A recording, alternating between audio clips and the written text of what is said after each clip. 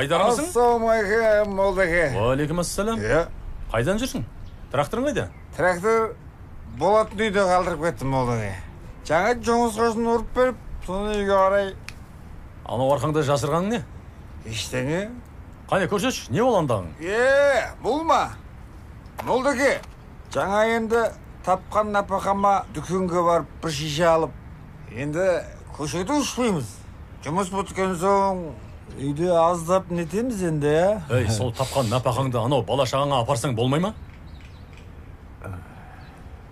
Қане әкелші бір. Мұнан қойыңыз молдаке, сізге болмайды ол. Сізге ұстауға болмайды, харам бұл. Солай ма? Сонда маған ұстауға болмайды, саған ұстауға бола ма сонда? Сіз деген молдаке мұсылмансыз ғой. Дін жолындағы адамсыз. Ұят болады. Сен ше, мұсылман емессің бе?